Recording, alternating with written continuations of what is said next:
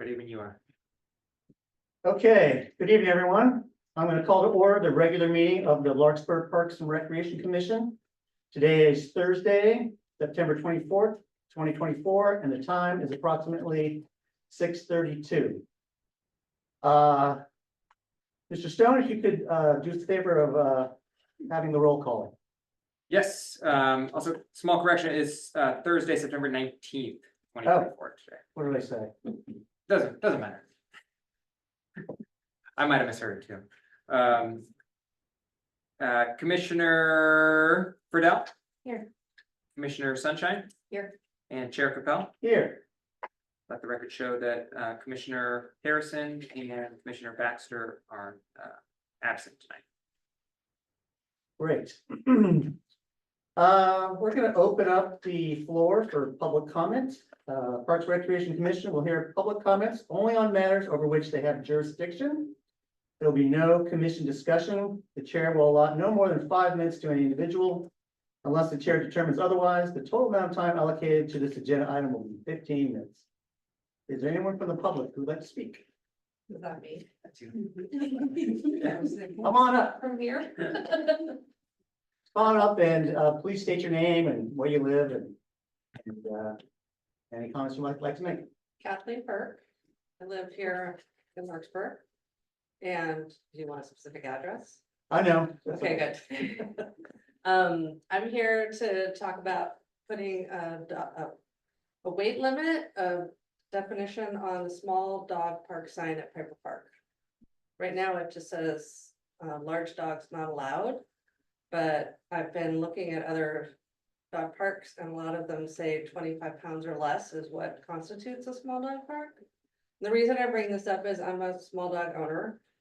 And big dog park people either, sometimes it's too busy and they just, want a little more space. So they come over to our side, or they their large dog likes to play with small dogs. So they come over to our side. And that's all, I would say 80% of the time that's okay, but not all large dog owners sort of understand their dogs as well as they could when it comes to them interacting with small dogs. And it is a little dangerous. Even in play, a large dog can actually go really far. So when I've got into conversations with people about this rule, they're like, well, what's a small dog?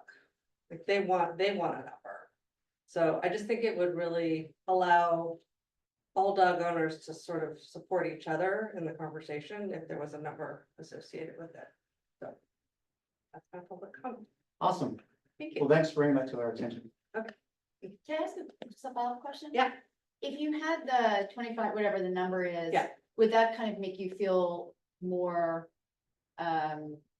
empowered to then go up to them and say, Yeah. so the enforcement would come from within the community? Absolutely. And I realize that's, some people are gonna follow and some people aren't, Yeah. but right now.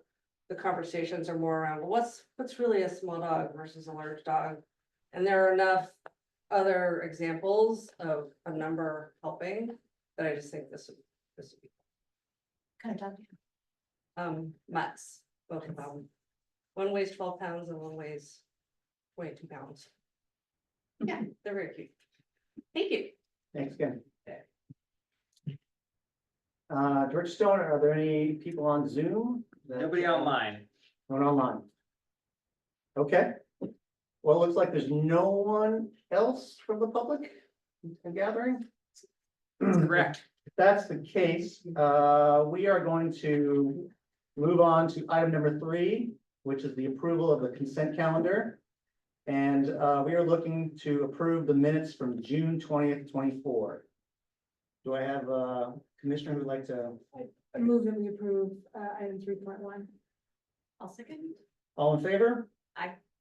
Aye.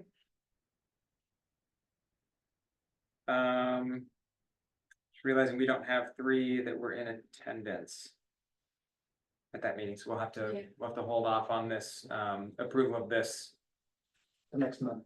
minutes for the next month. Yeah. Okay. Moving right along, there are no items on the public hearing. We're going to move to item 5, the business items. 5.1 is the public art policy review. And Shannon, as the Assistant City Manager, would you like to come up and make the presentation? Yeah. Want to change places, isn't it? Yes.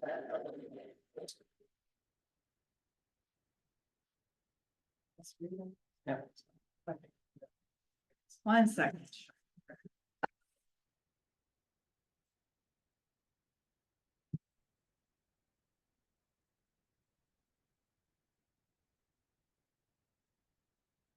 Can you see we're all good? Perfect.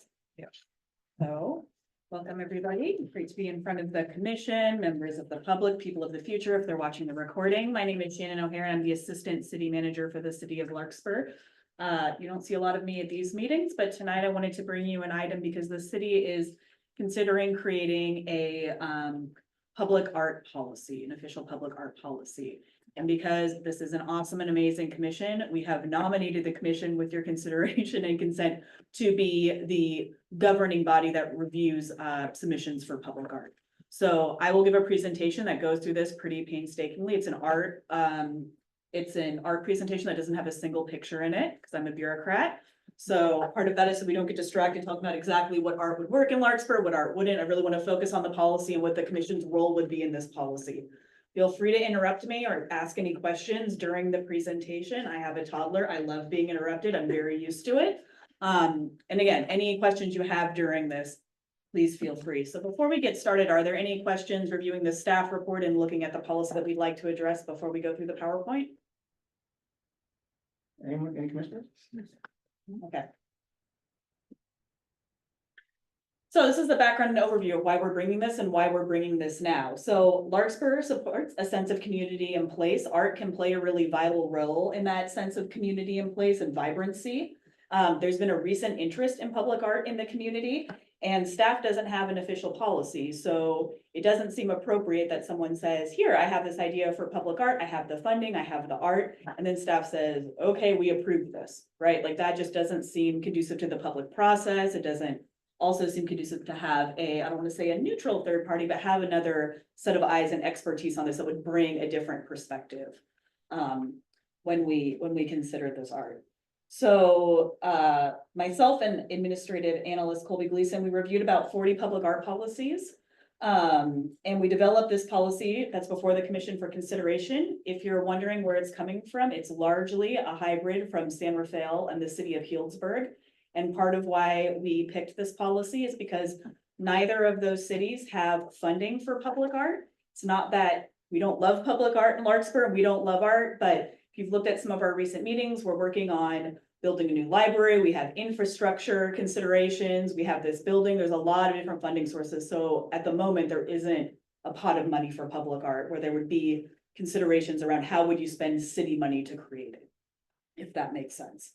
Additionally, those communities are not exactly like Larkspur, but there are neighbors, they're similar size in terms of the layout of the cities. And also importantly, you can call staff and ask how those policies go and how they actually work on the ground rather than what you read in text. So the goal of this presentation is to provide a summary of the policy. You know, there's a lot in there, and then receive feedback from the commission before moving to adopt the policy. This is completely in draft format. So anything that either doesn't make sense or a set of eyes where you might think there are snags in this policy or it's just not a good fit for Larkspur, staff is happy to take that into consideration, bring a revised policy, make some changes before we move forward with this for adoption. So I'm just going to go through each section of the policy and what it does. The basic thing it does, it establishes the procedures to review the placement and maintenance. And it also establishes a criteria and guidance that can be helpful to the artists, the community, the funders, and then the commission and staff when reviewing public art submissions. And then it also has some things in there around artistic freedom and expressions of non-discriminations and all those great to have things in a policy to express community values. So section, we also have definitions of exactly what a public place is. And so I won't read through this slide by slide, but it's basically anything that is owned by the city in the public right of way. Also would include things that are placed into our parks, on a city leased or owned open space, or a pathway or trail system. And also what is public art. I won't get philosophical about what art is, but works of art that could be either publicly or privately owned, which are located on the property that was mentioned. Section 3 just has a conflict of interest or recusal clause. The member of the commission has financial, business, familial, or personal relationship regarding a matter that comes before in public art. It should disqualify that member from participation. In this context, in terms of things we'd actually anticipate, it might be if you're artists, I don't know if you want to submit public art, or if you have a close relationship with the artist or a group that's proposing the funding for the public art where you've been part of the process to create it, recusal would probably be a good idea at that point in order to keep neutrality. Section 4 is the really beefy section, and if there's any questions here, I would anticipate that this might be where there are some questions because it really goes into the role of the commission and how this goes. So to begin, the policy requires that if an artist or group is offering public art, they have to provide descriptions, backgrounds, and historical information about the art, artist biography, a warrant of originality if it's applicable, the public purpose, public support, estimated value, dates of placement, lifetime of the display of the art, any environmental impacts, signage, how you would tell the public what that art is, and the estimated cost of maintenance. You can tell there's a number of reasons for this, right? Some of this is to just get things on the record. When you go back into the city archives, it would be good to know the history of the piece. I'm sure the Future Heritage Commission would love to know if there's public art around, when there was public art, who the artist was, what the purpose of the piece was. The estimated value of the artwork is also helpful for insurance purposes, for risk management purposes. When the art would be placed is pretty straightforward. The lifetime of the piece, and then again, any environmental impacts, right? Is there a question? Please. Sorry, two questions. One, and this came up in the process of the library. Yeah, There was a piece of art that someone wanted to donate to us, which sometimes you find in this situation, people want to donate art, they no longer have a place for it. yep. Because I'm sure Sir Francis Drake is living somewhere. I don't know where. I believe he might be in the Central Valley. at the moment. He's living somewhere. So in the art that was wanted to be, was very violent. And so, the subject that came up was insurance. So is that somewhere in here? Like, does the person, if it's something that's got sharp edges or kids can Yeah. climb on, does that live in here somewhere? It lives in multiple places in Okay. here. A lot of that's in staff discretion, and we'll get to the part of where staff will review this before the commission, and not only, a lot of that will be for practical considerations and not, you mentioned violence, so that's actually not subject matter necessarily, unless we thought that it might incite violence or be hateful, etc. And then there's But this a is, chainsaw on it. yeah, It's like- so actually, this is part of why the Parks and Rec Commission is so great, and so well suited for this. Rita's given you multiple presentations, and when you look at all that goes into what makes an interesting, a visually appealing and sensory appealing and safe playground, it's not necessarily what you might think, right? Unless you're an expert in this kind of thing, not even to mention the maintenance. So folks may be interested, or an artist may have a piece that would be great in your home garden and never be a problem. But if it's really, if it just has sharp edges, right, and someone could hurt themselves, or if it looks like something, I'm making this up, this didn't happen, but if it's a big statue of a horse, you're inviting kids to climb on it, right? And it may not be load bearing, there may be fall risks, etc. So art in the context of a public place and what that invites versus art that can be great in different contexts, a museum, or even in a private garden or a corporate garden, etc., that has different uses. Those are all And considerations. so that goes through you before it even comes up to consideration. It goes Yeah. to city for maintenance. Then it says, and here it says lifetime of displaying the artwork in a public place. Does that insinuate that at some point art would have to go away because there's a storage issue that comes up then? Right, so there's actually a whole different part of the policy that we'll get to where as the policy is brought before the commission now, the default setting is that no public art would automatically be permanent because there's limited space, there's the lifetime, etc. And there's actually some criteria about extending that, or if it were to become permanent and what the process is for that. This can also refer to in terms of the lifetime of displaying the artwork and the lifetime of the art. There's a very famous artist and they have fabric flags that go through public spaces, and those are beautiful, but fabric has a different lifespan than certain kinds of metal. Again, I'm not an artist, engineer, et cetera, I don't know exactly what that is, but not all art is meant to have a 100-year lifespan, et cetera, so it's just including that where this might be for a season, right? It's meant to be transient and beautiful, et cetera, but you need that, you know, before there are considerations, so. Thank you, perfect. Yeah. And then, so there's a lot more text in this, but this gets to part of, the question Commissioner Friedel had is, staff and the city manager's office will provide comment and recommendations if warranted. And a lot of that is on this technical stuff. And the staff, a lot of the time will probably be public works folks, maintenance folks, in terms of, you know, placement, what it would take to maintain, the public space, et cetera. As well as the city manager's office reviewing for completeness, reviewing for any, again, if there's sharp edges, right, any safety, risk management, et cetera. That might be part of that. And then, it has in this, it doesn't go into detail, but it mentions that other commissions or governing bodies may review as appropriate or applicable.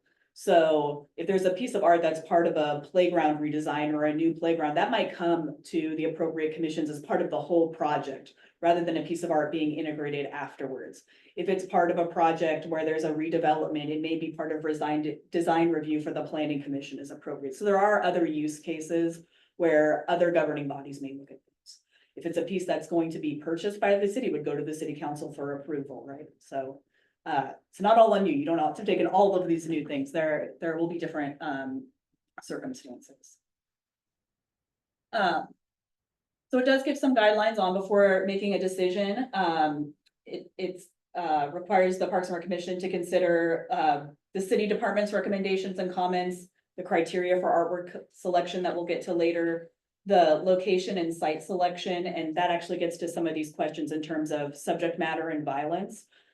There may be a piece of art that may have adult themes or themes that may be very, very warranted and powerful in a certain area, but may not be warranted by next to a playground. If you go to certain places, certainly in Europe, they put memorials for war and those fallen in war right next to playgrounds for a reason, so people know the sacrifices previous generations have made.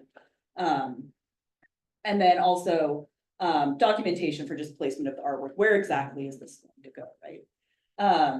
And so once the artwork proposal has been reviewed and approved by the Parks and Rec Commission or appropriate commission, the proposal shall be finalized, and then there's any kind of necessary documentation on agreements. So the MOU details in terms of conditions and acceptance, how it's going to be installed, and the maintenance of the public artwork. So that's where the bureaucrats get involved to make sure that we have all of the appropriate steps once it's approved. And then if the Parks and Rec Commission does not approve the artwork proposal, there's a provision that the proposer or artist can appeal the commission's decision to submit a written request to the office of the city manager. The city manager can review that and then provide a response. And the city, there's also a clause where the city has no obligation to accept, display, and maintain any artwork in a public place. Retains the right to determine if the artwork will be displayed or maintained. And that also has insurance requirements, identification, legal documentation, funding contributions, et cetera. Part of this that the city has no obligation to accept it. One of the examples of this could be, there's a great piece of artwork, it's approved by the commission, we're all really excited. And then there's going to be a major PG&E project in the next 6 months, right? It's just gonna tear apart the entire area. And it no longer makes sense for that piece of art to be displayed. That's one of the cases where the city would say, we can't do this. And then also the offer to place the artwork in a public place, it can be terminated by either party if certain conditions are met. So if we're in the process and it's not going to work out, the artist can say, I don't really want this there anymore, and they're off the hook. We can be off the hook if we haven't entered into an agreement yet. Now we get to the criteria, which is also one of the more fun parts, probably of this discussion and of the policy. The core criteria is project readiness, to actually see that there's funding, that the artwork exists or will exist in the near future, that we can put it in and make it happen. Qualifications, resume, portfolio, references of the artist. A lot of this also speaks to that point if there's a difference between great art and public art, right? Is this artwork, and are these people who are the artist and the project team well positioned to be able to bring the project to fruition. There is a clause in there where if it's a non-professional artist or non-professional artwork, if there's project managers or artists who help folks along to make it happen, that's also acceptable. I could think of things where if there's children's art that's for a season, et cetera, like it's not going to be, you don't have a resume and portfolio. I mean, most children actually have a lot of portfolios of the art they create, but there are exceptions to that where it can work. It's just to make sure that everybody can deliver on that. And then funding, the cities doesn't, as part of this policy, does not regularly bring money for public art to actually see that there'll be both enough money to create the art, to place the art, and then to maintain the art. And then there is a community engagement requirement. And there's different requirements for long-term projects, short-term projects that are in view of the public right of way, where a lot of folks are going to see it either in passing or as part of a communal gathering space. And then short-term projects in a city facility. And so for longer term projects, there is a requirement for a couple of public meetings, and those can take a number of different cases and would be or a number of different manifest a number of different ways and would depend on the art and part of the review of the packet. If it's right next to a neighborhood, it might be, and there's an HOA, it might make the most sense to meet with the HOA. If it's going to be next to the school, maybe you can go to a school meeting and have some kind of public engagement. But the idea is to put the onus on the artist and the project team to actually see that there's some excitement in this in the community, as well as anticipate any critiques folks might have. So the community doesn't hear about it is when it comes before the commission and you're getting the public feedback in real time that there's some anticipation around that. I'm sorry, so you're saying the artists should do that before they present, or that be something the commission would be? It would be part of, Town yeah, hall would do for, it would be part of the submittal of the packet that staff would review. So they would say, and they may ask, I would imagine folks reach out, they might have some questions of like, who should I talk to, right? Especially if you're from out of the community, or depends on if you're bringing funding, if you're looking for funding, et cetera. So staff would work with folks. It doesn't have to be that it comes fully, fully baked and loaded in, but if you wanted to put something by the library, maybe talk to one of our support groups, et cetera, to see who might be interested. And then maintenance, we've already talked about, pretty self-explanatory. The design, and then the diversity. And diversity in this context means that as there's many public art in the community, as you get more applications, that the commission considers the overall development of the public art projects, and looking at the collection over time of what public art, the background of folks are, gender, other identities, and then also styles of expression, media, and genre. So if you get 5 different applications for public art and all of them have a beautiful expression of Mount Tam, but there's already 3 in the community, or there's already 1, do we want another Mount Tam public art, to actually look at what kinds of art we have in the community, if there's different artists, different kinds of medium for diversity.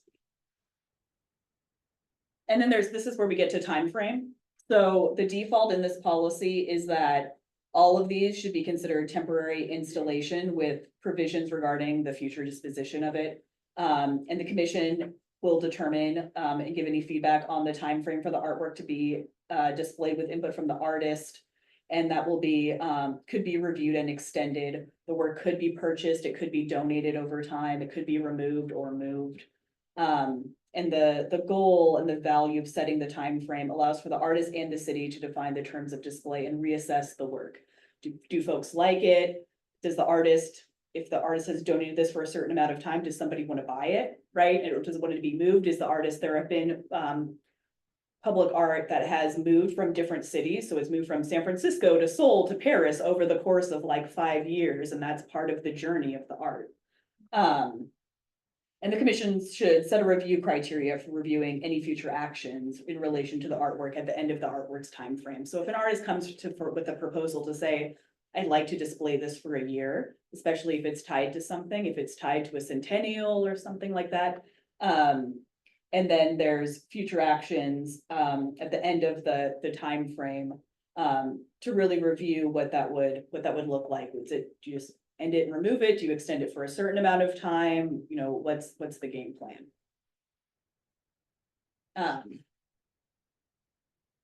And so this is also just continuing on the time frame. Once it's expired, the city acts in accordance with the terms of the artist agreement. If the artist would like to have it move on or like to move it, we won't hold the art hostage if the time ends. And then under the agreement, this is where the city can choose to extend the time period, make it a permanent part of the collection, accept it as a donation, purchase it, remove it, or move it. And then some of the criteria for continuing the artwork is that the community supports it and supports the continued presence of the artwork. If it becomes an Instagram sensation, if we get national coverage, if it becomes the most beloved part of the community, that's a great case. It's really high artistic quality and offers certain artistic values or adds an education piece, that the artwork adds to the diversity of the collection, and that the maintenance and conservation of the artwork are manageable, that it still has, it can extend its life as a piece of public art, and that the site is and will continue to be city property in a suitable location. This gets into all of the maintenance requirements. Unless there's any questions, I won't go into this. I won't go into a deep dive into this, but this is where you set how it's going to be maintained, what level it's maintained. On the city, a lot of that is to make sure that the art's not degraded, right? That we pay enough attention to it. It has in there that we're on the hook for cleaning up bird poo. But it also would be a discussion between the city and the artist of what exactly is well maintained, because looking its best versus a piece of public art, you know, day to day, if it's a piece that's entirely clear glass looking, etc., it might get a little bit grimy, right? When we're in the fall season and the leaves are falling, and it may not be feasible for the public works crew or even a private crew to keep it up to the level that would be, again, in a museum garden, etc., where there's a different maintenance schedule. So the city should inspect the artwork, make sure that it's still safe, make sure that it's still working, etc., add it to the maintenance plan. The artist and donor would be responsible for any repairs or unusual maintenance of the artwork. We are not all artistes here or don't have the artistic vision. So if there's something where there is damage to the artwork or something that needs to be repaired to the piece to keep the integrity of the piece, that really the artist or the artist, you know, someone that the artist delegates to should repair something, like if paint comes off in a certain way, to make sure that the integrity of the piece is kept. And then the donor and the artist should be responsible for normal wear and tear. They accept that there's a risk of damage, whether foreseeable or unforeseeable, to the artwork. And again, that's because it's a piece of public art. It also has the criteria for the art to be removed for following reasons: security, an emergency event, a fire event, a climate related event, a storm. The artwork just becomes damaged. It requires unanticipated or excessive maintenance, or there's design flaws that weren't noted. It endangers public safety. The site of the artwork is no longer suitable. The property is no longer owned by the city. And there has been sustained and overwhelming public objection to the artwork, or it's been stolen or destroyed. Again, it's a piece of public art. These are risks. So discussion and next steps. At this meeting, I would just like any feedback to staff on the policy. Once that's finalized by this commission, staff will bring it to the council for consideration at a future meeting. And again, it would be a workshop like this where we just talk to the community about what this looks like and receive any feedback. And then after we have any additional feedback, the municipal code does need to be amended at a city council meeting to reflect the expanded role of the Parks and Recreation Commission. So with that, that concludes my presentation. If there are any questions. Thank you. I'll open up to the commissioners. I have a couple. Yeah. So a couple things come to mind. First one off my list, being involved in a new building that's going in, is what's the implementation time that you anticipate for this to be active? Because there's art going into a new building that's gonna be built soon. As part of that project. So that's within that project, and that's one of those things That where would be part of that project. it would be So part of that you have project. to open the scope for that, okay. Yeah. And then a couple things that come to mind that I didn't know, I mean, I read through this, but there's a Yeah. lot in this, but, would something like this make sense to also put on the website, obviously with its own world, because this is arts, like you said, it's not city man, it's not bureaucracy, it's art, it's very Mhm. different, even though it's gonna fall into parameters of very specific rules, what we can and cannot do, and there's this time flow chart. But art is different, so it might need its own little page. So to consider somewhere that it lives on the city website for art. I didn't see anything in there about social media. Because if you Yeah, bring no, that's a some great real point, and that might be awareness- something that we'd consider adding, but in what, if you don't mind me This is- asking. This is work, but. I mean- Yeah, no, but in what context? In terms of as part of the public process and community engagement, Well, is the yeah. art displayed and there's a, like a, essentially some kind of public comment period for each piece of artwork, right, where people folks can see what it Yeah, I looks think that's like. Gonna help, because when we talked about, if someone's coming as an artist, they're probably gonna be able to know they have to engage the public for approval. And Mhm. they are gonna come here, and in theory, we might actually have people here now who would come and support an artist's work, because they're gonna bring their supporters. Mhm. But I think that some way to think about how it could help, because it could help the city in very many ways, but social media, as we all know, is important for that. So how it would integrate into the website somehow, or the Instagram page or whatever, you know, to the Yeah. city manager's report or something like that. I Like think- there's some world that would live, or that it's the next point in this plan of where that would live in that. So I think that would be important to think about. It's not right now, because this is all the paperwork to get this flowing, but that's the next step in this. Well, in terms of actually memorializing it in the policy, it would, I think it would, a place where it could live, if the commission thinks it makes sense, is under the public outreach process of community engagement. It would be very easy, and I think a good idea for staff to add a clause to say that the city will promote. Like, The we own artwork. Images in the time, like maybe that. Yeah, We own we'll- the public images of it while it's on city property. Oh, so that's a different thing. So I was actually thinking in terms of the public engagement process, that there could be a provision that the city is responsible for, I won't name it because. Again, in the people of the future Instagram, I don't wanna say it's not gonna be a thing, but these things change, right? You know, But I think that Don't put where MySpace that up lives, on I think this. we need to say that we own images so that we're allowed to use it promotionally. Because if it's Yeah. wonderful, we want to use it to promote come to Larkspur or whatever. And you think about all those images of, there was that first group of parts that went out in whatever community that was, and then the people did the cows all over town, and everyone got to paint their cow a certain way. Every city had that, and recently I was in Europe, and there were these hearts everywhere that people used to put recycle the lids of bottles. They were Yeah. everywhere, and so people, little streets had those, and there was obviously a push through the community to promote that. So just that, something about who owns the images while it's in place, that we can use it to promote it, we can use it to promote the city, we can use it our benefit as well as theirs, the artists. I Right. think And that has to there's- live somewhere. there's real life cases of that. So the Korean War Memorial, there was actually a lawsuit that involved the post office using it for a commemorative stamp and the rights involved in Who that. owned it, right? As well as I think some images of folks who were inspiration for the piece of art, and whether they were compensated or not. Maybe we own it for the duration This, of it. um, Share this- ownership during the. This keeps it a little bit vaguer because as part of the submission process, which staff has not fully fleshed out yet, it has things like ownership, et cetera, copyright. So it's covered there, but we can make it a little bit more explicit. Because it might actually look, your point's well taken, especially images in a public place, that's city, that the city retains the right to that.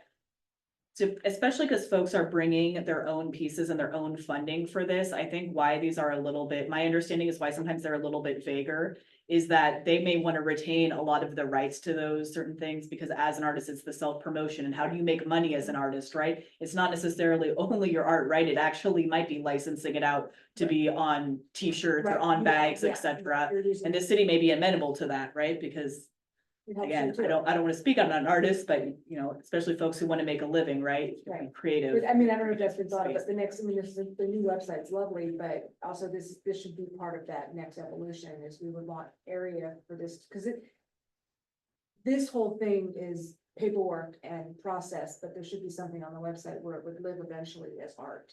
Okay, So that's all I'm saying, is to capitalize on that. If we're gonna go down this path of an art commission, it should live somewhere on the website as an art commission, as well as the process of how you submit to be the process of art. yeah, so That's all I'm saying. That, well, to me, that would be important. I want to hear, I get direction from the whole commission when we bring this back, but another thing, the basics of this are approved by legal and the concept of it is approved by legal, but legal hasn't gone through this with a fine tooth comb yet because it's not finalized.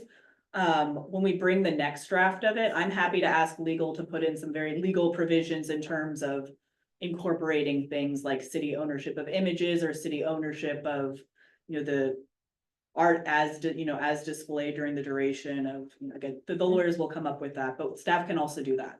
And then just if the my last commission point would be requests to make a comment about when we look at, we wouldn't want 4 images of Mount Tam or something like that, but what made me think also. We may, that's something for you to Exactly. decide, But maybe you for want only example, Mount I thought Tams all about- over the place, like the hearts of the cows, I don't know. Right. Um, Well, that was a very specific image where they made people, they could paint the heart any way they wanted and they were all Yeah, over. I images saw for those. town. Yeah. But also to add a review process for our own sake, after we go through this process, and I was gonna say like for a year, but you know, ideally commissioners change. But after we go through a process of approving a piece of art and then having it stay for its period of time and then leave, that we go back and review that process and how it went and what the process was of while it was up and were there complaints about it and how did the insurance go and how did the maintenance go? That we then review the process, so we're learning, because this is a brand new commission and a brand new process. And I don't know how that's ever gone through with the city. Right. Like, when you started Park and Rec Commission, what was the process? So that once we go through a whole process of approving a piece of art or several pieces of art, that we then come back at the end and say, how did it go? Yeah, How did the whole process go? How did the maintenance go? What did it cost us? Did we make money on it? Did we lose money? Was maintenance, DPW taking too much time? Did we have children fall off of it? What happened? Like, can we go back and look at, can part of that process be, and maybe that's internal?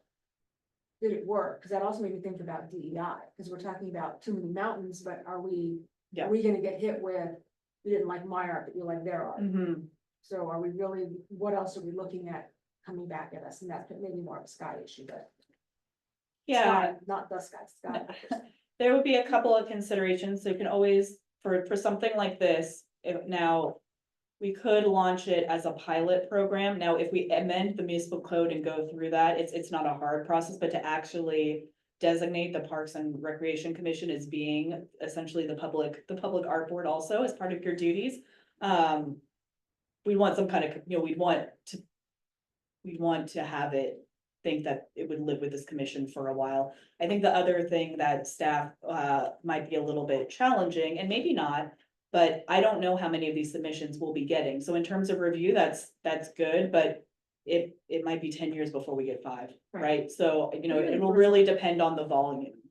And then I hope for the benefit of the public, for everybody, if my boss watches this, that people will not be falling off our art and getting hurt on the regular, that this process, both as designed and in practice, certainly some of the safety concerns, et cetera, the DEI concerns, that staff would support the commission, the community would support the commission in filtering some of those issues, also for the benefit of the public. I don't want to make it sound like artists are constantly bringing dangerous, offensive pieces that cost us all kinds of money. Folks who bring art to the community do that to enrich the community and think through a lot of this stuff, and a lot of times One in the last couple of way years. more creatively than we have, than staff would have. We still Great, thank you. Elizabeth? Yeah, so first of all, I think this policy seems extremely thorough and well researched, and I just want to say that thank you for bringing something that's so thought through. Clearly, there were many nuances that none of us I would have been aware of, so I just want to say thank you for that. I guess I want to, kind of a similar thought, but at the other end to Commissioner Friedel's questions about putting on the website, which by the way, excellent idea, really thoughtful. I'm just curious, is this going to be something that the city will be is the intent to actively promote this? Because it's a wonderful idea. It's super cool. It could be some part of exactly. Yeah. Or is it something, because it says here, in response to the increasing interest from individuals and groups across Larkspur. I'm wondering, are you hearing from other groups? that are Yeah, out I can there? provide the couple things that made us think that there would, it would be a good idea to have policy. So one is, the Larkspur Community Foundation came to us with an idea to wrap utility boxes with artwork, and there's a number of reasons for it. It's depending, again, it's all subjective, but prettier than just a utility box. It also is a big deterrence for graffiti and vandalism, but people are less likely to graffiti on art. And so, again, that proposal looked great. There was funding for it, but, we were like, we should probably document what the proposed designs are, right? And it just didn't seem, it landed on our public works director's desk and Julie's like, this all looks pretty, but there should probably be, again, some process. And for something like that, again, this all seems very arduous, but for something, it wouldn't be arduous, right? Like the cost, the maintenance, et cetera. I don't want to say it would be minimal, but it wouldn't be the same as someone erecting a giant statue in the community. The other use case of this where there was interest is there's an organization that gets children interested in climate issues and environmental issues and creates children's artwork to place on garbage bins.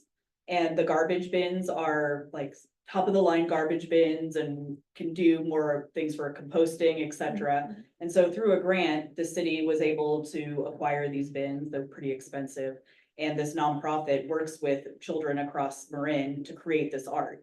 And again, the idea wouldn't be that they'd have to submit something really hardcore, et cetera, but it's just going to go in there. They asked if we wanted a jury and who should be on the jury. And it was a great idea. We're doing it. We moved ahead with it. We didn't say no because we didn't have a policy. But those were two instances where it'd be appropriate for there to be some kind of policy or process for folks.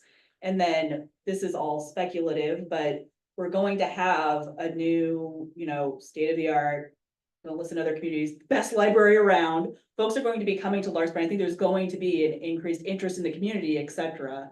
Not just the new library building. We're going to have a beautiful new playground out at Niven. We're getting really, really exciting once in a generation projects that are happening, where there will be increased interest in terms of actively courting public art, et cetera. We're not bringing money, so that's a bit of a deterrent. But I think if there's interest, we won't do all the work, but once staff has this, we'll probably look around town at sites that may be good for public art versus may not be good for public art, right? So one of the things that was on there was environmental considerations where it may be the perfect place, but it's in a habitat, right? It's right where an owl nests, et cetera, and we'll look for that, again, so if folks come with interest, we can say, there might be some opportunity here, right? But not opportunity there. But in terms of having like an actual art program and going out and courting artists and doing RFPs, I don't think we're there yet. But you don't create a public art policy and not want people to have art in your community, right? So we're. No, I think you're hitting, it's an iterative process, but once with this in place, and as you say, there are a lot of really exciting things happening in Larkspur. It does feel like having being able to celebrate it with public art is just a beautiful addition to all of the other things that we celebrate, like our bike paths and our views of the mountain and the redwoods and all the things that make Larkspur special and unique. I love it. Thank you. Thank you for that. Yeah. Thank you, Elizabeth. I have just a few comments. Let's go to the maintenance. One of the big issues with the parks anyhow, would be in regards to spider webs. So when you mentioned graffiti and bird guano, I think you should probably go ahead and add spider webs to that. We can add spider webs. I'm sure if I asked the maintenance folks what else they see, they'd have another list. I think those were just meant to be examples, but. Yeah, but I think it's an important example. I'm a little confused about the purview of what you're asking the Parks and Rec Commission to do. You mentioned in your presentation, communal gathering spaces, but to me, it seems to me that the two largest community gathering spaces would probably be City Hall and the Commons. And it seems like we would not fall under that for our purposes. It's really only the parks and open space. Am I correct about that? Or is it? I'm not gonna say you're incorrect, but in the policy, sorry, let me pull the PowerPoint up. Oh, Rita's PowerPoint, which is much prettier than mine now. Under public place. In Read the that. public place there, it listed a few things. It included city sites which fall under this as well, or can fall under this. Excuse me, sorry, let me go through this. But it includes all the parks, right? All the city-owned parks. It would include, in theory, anything that's safe, any right-of-way, any other city-owned spaces, and then any other city sites. And again, that's a little bit vague, right? Because you're trying to anticipate for the future, but you're correct in terms of the two main city sites are City Hall, which again, in terms of things that are happening at the last meeting, we had a presentation on the City Hall project. And if it's if and when it's renovated, the downstairs, once the library leaves, there might be very different public uses and opportunities for things like public art within our city hall. In terms of where people actually hang out in Larkspur, I think actually your parks have a lot of competition in terms of how much time people spend in this building. Yeah. It's a gathering space, but people don't come here for fun. Often people come here for business and or when they're a little bit cranky. But what's it, the city owned, anything city owned is encompassed in this. The only thing that's excluded from this is if it's part of a different project and under a different scope, right? So again, if there's something that triggers design review, it may go to a different body as appropriate. So pathways and bike paths and stuff too. right? Yeah, I mean, I could see once the commons is built, there's gonna be some outdoor space there. yeah, I can see people wanting, cause I think that's gonna be the epitome of a communal gathering space for the city. And if that's the case, if you want for the commission to have purview over something like that, I think it should be specified in this document. it's specified as a city-owned site and listed, and then the other thing, just again, for the benefit of the public, et cetera, that would be a site where there'd be a lot of staff feedback, because people have been working in the community, at the staff level, et cetera, about, that is gonna be such a, that is going to be a space that's gonna have so many different purposes, that people are gonna be very interested in public art, and there's probably going to be a lot of no's, because you want to, again, safety requirements, ADA requirements, et cetera. And then also preserving that space as an open space for people to gather, because once you start placing things, right, you're taking away a gathering space or a sightline, et cetera. And I'm not making those decisions, but when there's been presentations publicly from the architects and from the builders about the vision around that, it's not like because that space is interesting, it's all of a sudden going to necessarily be like a sculpture garden or an art garden, et cetera. That may be something where there's actually quite a bit of staff feedback. And that around. would be planning on Tuesday, and there's nothing there now. There was nothing presented as part of them. And when you look at that space, it looks so big right now, but once it's built, between the building and then, I'm terrible at spatially thinking of this, but you know, parking requirements and having enough parking for folks, it's amazing how quick the space goes. So, Okay, and then, once this is all put in place, will the city be developing any type of form, either digitally? oh yeah, Or paper? there's gonna be forms. I guarantee you there will be forms. So the closest analog the city has to this that I've worked on in my time here is the filming policy, where we didn't have a fleshed out filming policy. And then there was a lot of interest in folks filming here for a number of reasons. One of them was California changed the tax credit program for filming within the state to film outside of Los Angeles around the state. And so we created the policy first and then created the forms afterwards, once the policy was there, and we amended the forms a couple of times, to your point, to make sure that it was understandable, to make sure we had what we needed, but the forms come after the overarching policy. Right. I also imagine I might be looking at San Rafael and Healdsburg's website, since we drew from them what kind of forms they might have to amend it, because this is largely drawn from their processes and their policies. Okay. And then just one question for the other commissioners. This, outside of the policy itself, the taking on this responsibility, just wanted to just open up discussion a little bit, if there's any concerns about the commission taking on this responsibility. We feel comfortable in doing so? Any reservations, hesitations? Just wanted to discuss that before we move forward. At this point, I don't, like I said, I don't anticipate them breaking down a door with applications, so Right. until we see floods of art applications, I don't think it's going to hinder our workload. Because we no longer have trees, so we're trading trees for art at this point. Okay, Is my Elizabeth, feeling. just making sure that we're not hearing it. Yeah, no, I mean, no reservations at this point, so. And at this point, in terms of the commission, you are gonna take our feedback and then revise your policy and then present it back to the commission after it goes to just maybe just takes the next steps from here. Yeah, so I think at the conclusion of this discussion, I'll ask exactly what direction, because I got a lot of great feedback from individual commissioners, but just to, again, circle back to make sure it's direction from the commission. I think there's enough feedback here, and also if you want to spend some more time with this policy, we don't have a deadline we need to meet for this. We want to keep it moving.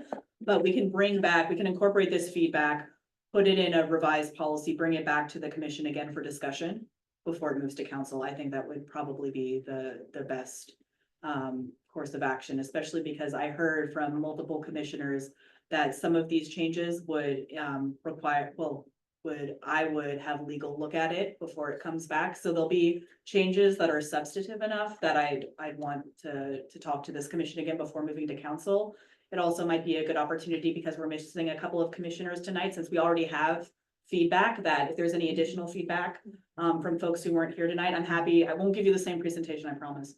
I'll give you a modified version of this presentation, and we can discuss again. Okay, And then beyond that, once the commission's happy, we feel like, if there's minor edits, et cetera, that's when it would go to council and the community for a discussion item. It would be a business item. And then again, if there's any feedback, et cetera, I don't know how many times it would go as a business item. That's when you adopt the policy, and then there'd actually be the 2 meetings where we change our municipal code to amend the duties of the Parks and Recreation Commission. And I don't want to say that'll be, just, housekeeping, et cetera, to make sure our code's up to date, but I don't anticipate that would be as involved of a process. That's just part of, the sunshine process to amend a code, but the policy would be done at that point. before we move on, are any last comments, final comments from any commissioners? Well, Shannon, thank you very much. It was a very thorough presentation. Obviously a lot of thoughts gone into this. It's very detailed, and I commend you for all the work. Could I just we don't need a motion or anything, but I just want to make sure I have feedback on this before I come back, that the commission agrees. So one thing is to add the city's duties around promotion and community and promotion on our different communication channels, noticing during the community engagement process. Also in conjunction with legal, to look at what kind of ownership rights or promotional rights we'd have of public art. And then the third thing is I will look at looking to see if we can maybe clarify around city sites and what the commission's purview is around city sites versus parks and other public right of ways. Does that I sound think good? that summarizes it pretty. Is that good? Okay. All right, great. Thank you so Thank you very much. Okay. Let's see here. We're gonna move on to item 5.2, which is the park update. The presentation by Michelle.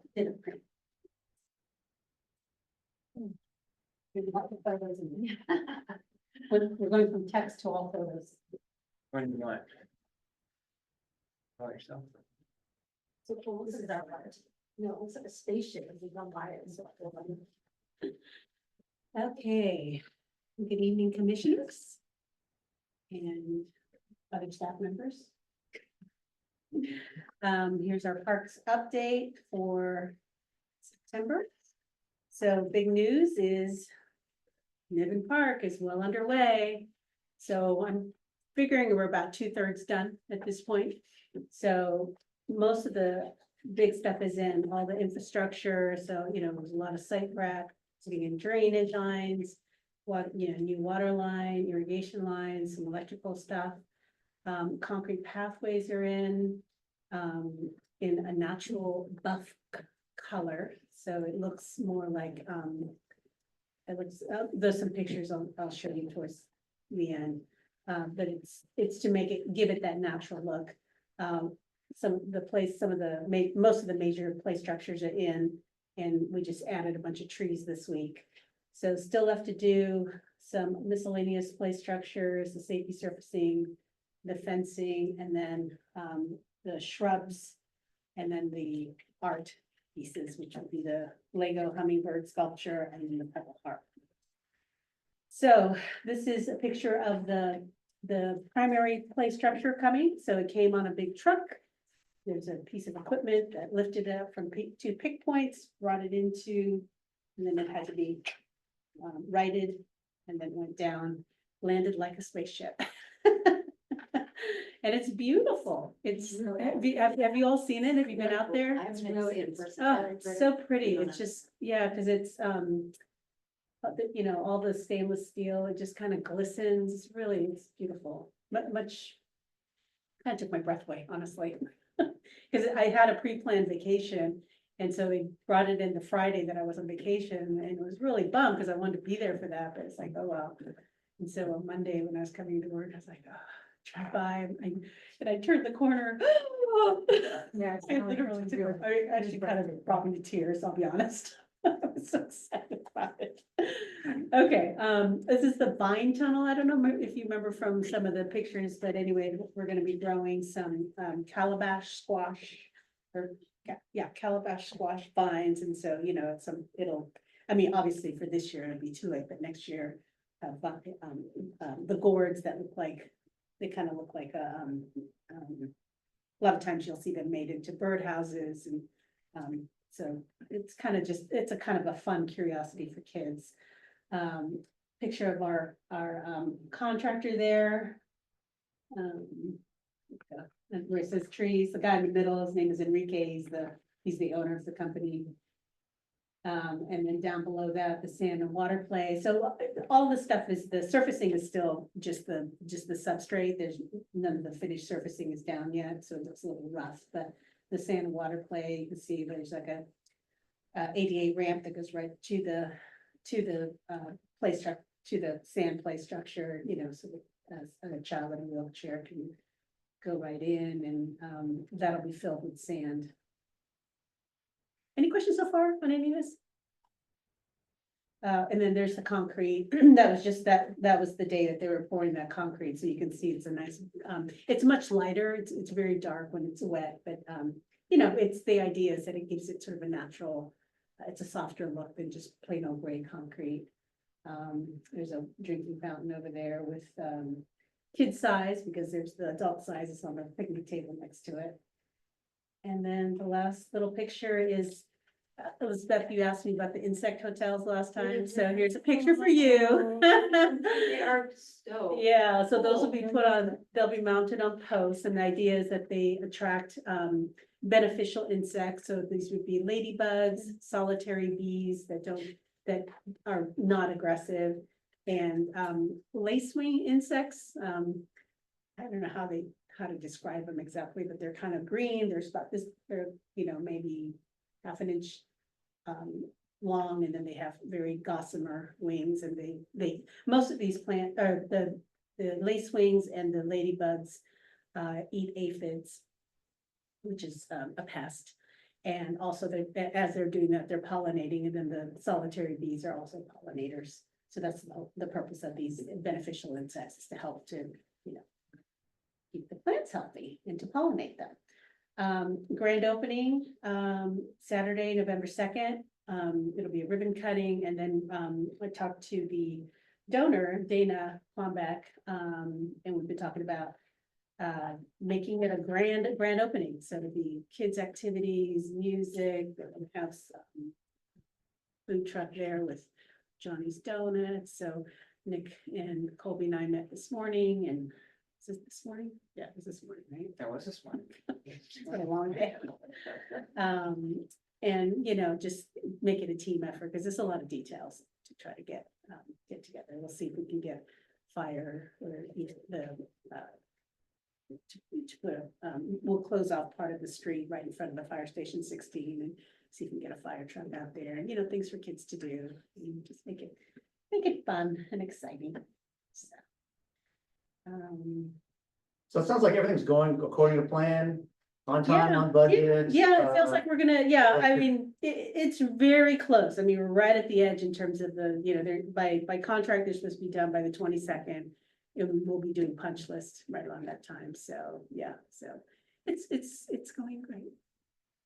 That's great. I feel like that rocket ship could be like an iconic Yeah, image. I Yeah. don't know how tall it is. I have to go see it in person, but it's. yeah, It's so beautiful. It's like a large IKEA, looks like something you see in like an. yeah. Flu bar or whatever. Yeah. It's really called. No, it's very singular. I Yeah. mean, you know, once people have sort of seen it, that if they've been to that playground and they see a picture of it, they'll, oh, that's that Larkspur, That's you know, what Yeah, they- that playground exactly. at Belly Hill. Yeah. Because they actually just by the by, that tunnel tops, playground over in Presidio on top of the tunnels. $120 million one? Yeah, that one, but they actually, the same manufacturer, they do have a similar thing, much smaller. But it's the same manufacturer, so, yeah, so. And the place that you can see it as we drive Sir Francis Drake. Yeah, so if you're Look trying up, to go to you Bon can Air, turn around, yes, you can see I mean, it. you can't help but see it, yeah. Yeah. Any So- community feedback about the project? You know, else in a way? Yeah, really, it's all been positive, just there's one resident, a husband and wife whose house kind of overlooks, and they've been the only people that, they actually came and spoke back in November, whatever the community meeting we had here. They're the most impacted, so I've been working with them quite a bit and just, added some extra trees and so a couple weeks ago, they contacted me again about something, and so I just actually invited them to come down to the site, and I did a little private tour, because they don't really understand construction, so they were thinking like the entire area that is within the construction fence. They thought that the playground had gone out that far, so they were very upset. And I'm like, no, no, no, no, no. So I invited them and I gave them a little tour. I said, oh, see where these black posts are, that's the limit. And I think that put them at ease. And then I gave them 2 more trees. So I think they're okay now. I think they just needed to be. It's really what it was, because, they just felt like, people complained and they ended up getting the brunt of the playground. So I think they're busy there now. Yeah. But anyway, the ribbon cutting, you'll all get an invitation. We hope you could be there. And if you would like to have a little word we'll have I think Scott, I'm gonna ask Scott, our mayor, to be sort of the MC. Put it on his calendar. Huh? Just put it on his calendar. But the Palmex will want to speak, and so if any of you would like to do that, we can discuss, certainly doing that. Yeah, so that's it with Niven Park. Any questions about it? Good job. It's beautiful. Oh, it's so beautiful. Yeah, it'd be nice. Yeah, so I encourage all of you to go take a look. It's pretty exciting. And then just another quick update on Greenbury School Park. I've done the initial mail out to the adjacent residents to participate in the community input survey. And then I've got some signs out there right now. I'm also inviting park users to do the same. They're having some sort of like a Greenbury Property Owners Association annual picnic or something. So the signs are out there. So if people are there, they'll have plenty of opportunity to provide their input. So that picnic is on the 23rd. And so there'll be yet another week for them to participate in the survey. Then I'll close down the survey and then, analyze the results, the feedback, I should say, during the month of October. It's the 22nd on at 4 o'clock. The 22nd, yeah. So it'll be up for the survey will be up for another week after that picnic. And then once it's closed down, then I'll kind of go through and, sort through the feedback, see if I can come up with some sort of consensus, and then present that to you guys. And then there'll be a follow-up survey. So this is a very preliminary one. It's kind of like, what's working for you? What's not working for you? Very kind of top view. And then based on that, maybe, we'll see what happens. Maybe people will say, gosh, we really want to see shade structure, And it's like, oh, okay, I didn't even know that, or, people come up with things. And then the second round would be, okay, here are our top 3 contenders for improvements, how do you feel about these? So it'll be kind of drilling down into some of the results of what I find from that survey. So anyway, it's just kind of very preliminary right now. Do you wait until the 30th to start reading the feedback, or do you monitor that? I kind of do. Yeah, I don't like to look at it too early because I don't know, it's. Because sometimes I mean, I've done that before, I've read it early, and then what ends up happening is I'll start to think about like, oh, you know, and I'll start thinking about a project or doing, you know, some idea that I have. And then the rest of the survey comes in and it's like, oh no, we don't want that at all. So I get excited about something and only to be like, you know, I can't do that now. So I just wait, yeah. So. Commissioners? Any other questions on Green Break? No? That's it. So yeah, those are the two things I'm working on right now with the parks and got my hands full with living.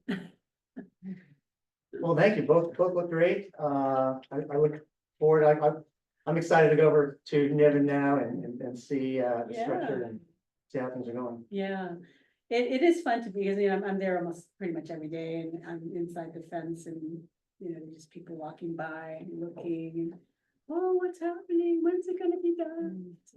People are excited about it, which is nice. It's really nice to feel like, oh, you know, because, you know, it was when we had that meeting, it felt like it was a lot of pushback and really it's been just super positive, so. For caring so much, Rita, being the face out there answering all these questions. You're a great ambassador for the department and for the city. Okay. Well, thank you, Vita. We're gonna move on to item 6, the director's oral report. All right, thank you. Staffing updates for you. I think I updated you over the summer, maybe last month, that Gianni left for a new position with Caltrans, which is in line with his degree with environmental sciences. So he's got a position there, and from what I've heard, he's enjoying it and learning a bunch of different processes. So things are going well for him out there. We just closed the new recruitment for a recreation coordinator last week, and we have some good qualified candidates that we'll be interviewing on October 10th, I believe. So we have a panel set up for the first round of interviews for that. So hopeful that we'll have somebody on board by the pessimist in me thinks by Thanksgiving. So maybe sooner. We'll see what happens. Programs are up and running for the fall. Theater has, I think I've told you, has just exploded again. It is huge, and it has, you know, it got a lot smaller during the pandemic, but there's like so many Oompa Loompas running around. They're doing Willy Wonka right now. I didn't want to talk about the songs because they're all in my head right now, and it's only mid-September, so I got another month ahead of me of all these songs. So tennis programs are up and running. There's tennis leagues. We have a youth team that'll be playing. We have matches tomorrow evening at Piper Park, and so things are going well right now. And then I want to announce something very exciting for me. I've been talking about it for a couple of years, and my boss Shannon finally pressed me to do it. So on October 20th, Sunday, October 20th, we're going to be having the inaugural Piper Park Pumpkin Patch out at Piper Park. So it'll be a one-day event. Commissioner Friedel will be out there with the wrecking crew selling pumpkins. And the whole idea kind of came, I would go with my family to go to a pumpkin patch, which was not like how it was when I was a kid. But there was a lot of bells and whistles. Things would cost a ton of money, and my kids would be crying the whole time. And so we stopped going to pumpkin patches years ago. But my idea for this is to really do a community-driven, call it free. Most of the activities and everything are going to be free. The pumpkins are going to be really inexpensive. I want something easy that people can go to for a little bit, participate in some of the activities, and get their pumpkins. So right now we're contracting with or purchasing equipment from Arata Farms down in Half Moon Bay. They do the big Minotaur maze and stuff down there. So they're gonna bring up a bunch of pumpkins, a bunch of hay bales, corn stalk, huts, and then we'll have some arts and crafts supplies out there, maybe some snacks, and it's something that I'm really excited for. So would love to have the commission there. in support. It's Sunday, October 20th, 10 a.m.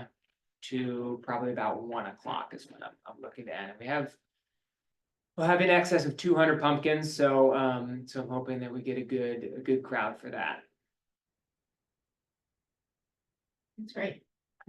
I mean, as somebody who doesn't buy their pumpkin until the week before, I am so happy to hear that. I have to say the rest of my neighborhood, but like by the time, we've had a couple of 90-degree weekends and the pumpkins are looking kind of sad, so, if people know that they can wait and then pick it up there, that's a great idea. Yep, marketing will start in the next. And now, I mean, with Lucky Yeah. closed, And that was Yeah. always my last resort. and did you say that was from 10 to 4? 10 to 1, yeah, ish. That's cute. Yeah. Are you gonna, I don't know, dress up for, is it like a Halloween dress up thing too, or? If you so choose, I don't think I will dress up. Yes, it's you, of course. And how are things going in the world of the pickle?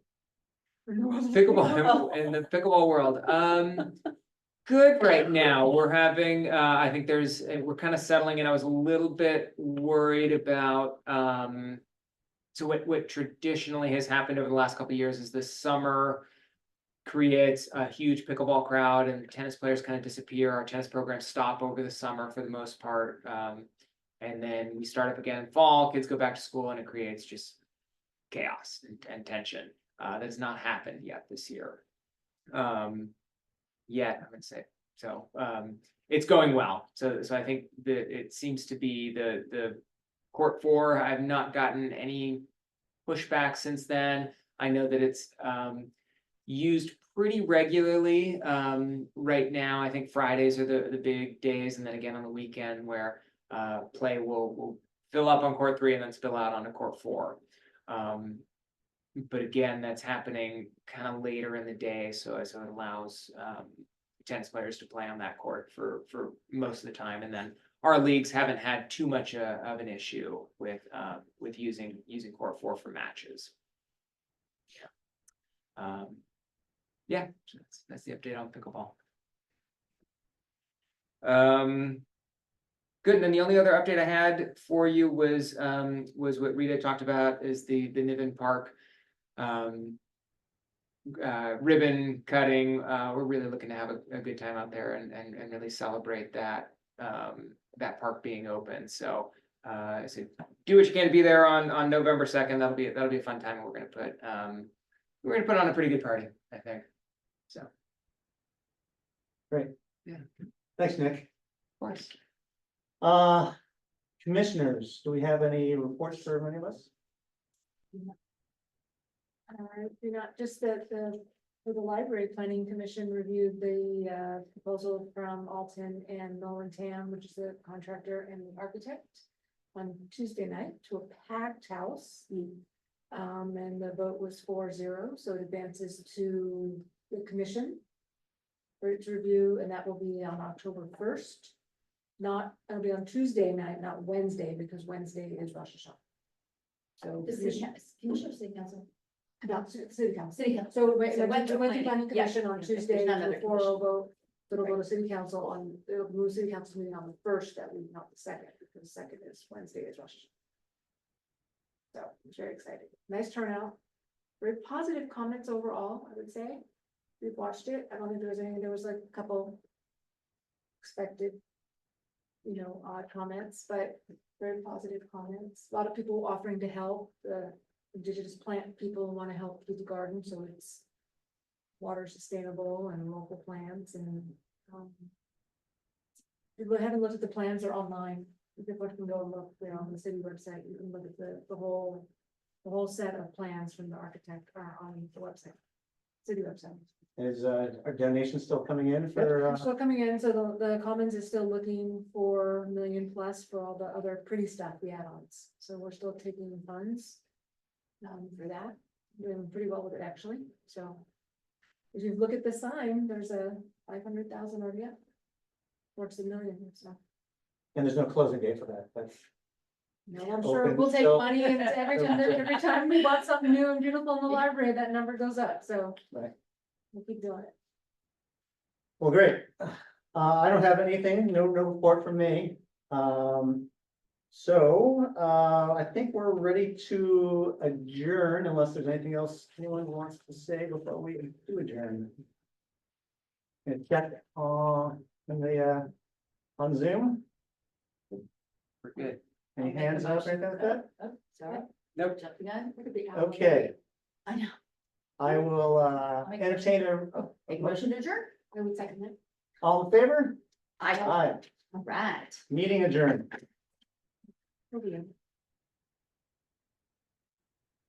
I think beforehand, I think the